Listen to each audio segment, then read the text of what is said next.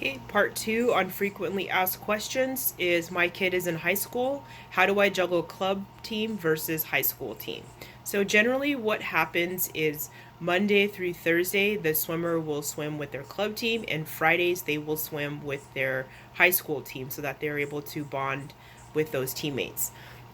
That is what typical coaches do in the area. That doesn't mean that is always what the coaches do. What I would do if you run into a difficult coach is let them know, my coach has asked that we come Monday through Thursday to the team that I pay for, and then just Fridays. Of course, I will reach out and talk to the coach if they give you a hard time. Another question I get asked is, once we do swim meets, the parents will find that all age groups get DQ slips. So they don't know what the rules are for swimming. So, what I recommend, number one, is that you spend a few days on deck listening to the coaches, especially in my groups. I definitely talk a lot about what a DQ is and what's not allowed because I don't want them to practice the habits. But if you can't make it to practice or it's wintertime and you just don't want to sit outside, you can go to the Pacific Swimming Association website and you can download the rule book or purchase one. I don't think they're expensive. They're somewhere between $5 and $10, but they redo them every year, which is why they are not expensive. I think I can print them for you as well, like make copies of the book, but the writing is really small. I usually keep one or two at the pool so that you can see. But when a kid is disqualified, we don't talk about it at the meet. Usually we wait till after, but if they're insistent and they're upset and we need to get them through that, we can definitely talk to them about what a DQ is and what they did so that they don't keep doing that mistake. My goal is not to have this be an unfun experience, it's to have them learn and grow, and hopefully this becomes their main sport. Another question I get is my kid does softball, soccer, wrestling, football, whatever the other sport is it okay if they balance the two?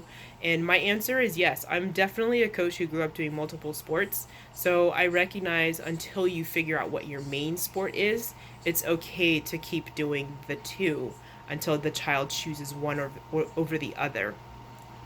So we've had just a few seniors, and a lot of them do go on to college, not necessarily to swim, but I would like to see that we do get some kids who can go on to college and have part of that college paid for.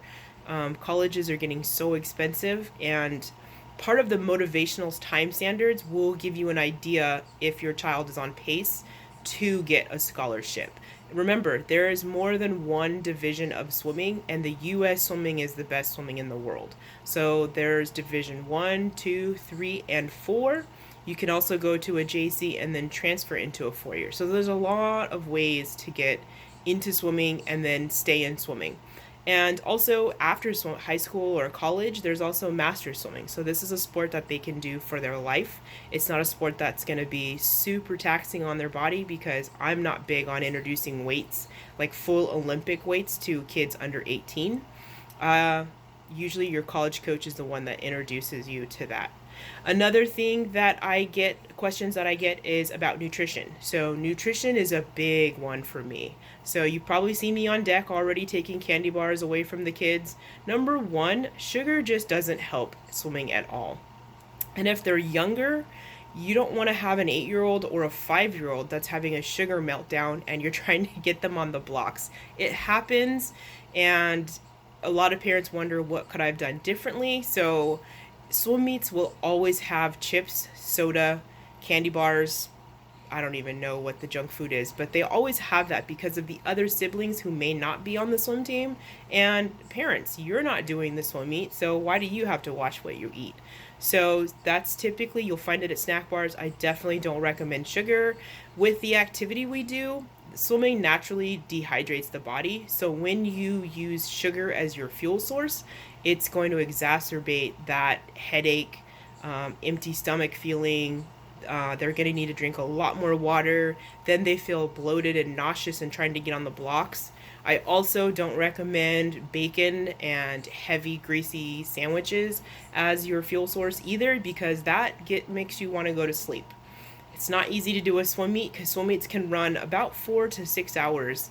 It's a long day, and we're outside in the hottest part of the day, or we're in the middle of a rainstorm. and you still have to swim. So when you eat food that's high fat or high sugar, the swings and the ebbs are high and low, and it's always an extreme, and it makes it no fun for anybody.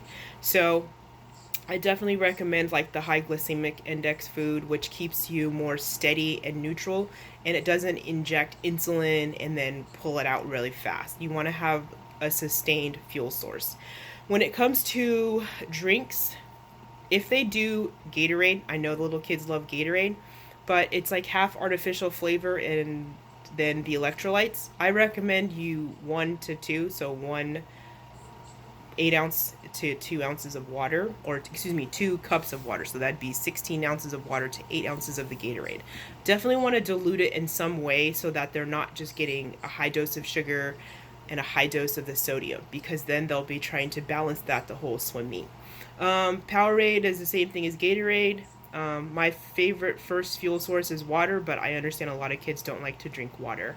Also, when it comes to protein bars, I don't recommend that the young kids do protein bars. I know they have, what is it, Z bars for little kids. Those are fine for after the meet, but what I find is the more you expose them to foods that are already broken up into carbs and proteins for them, the less their body's going to use natural foods and be able to break those down. So I would try to stay with whole foods, real food as much as you can.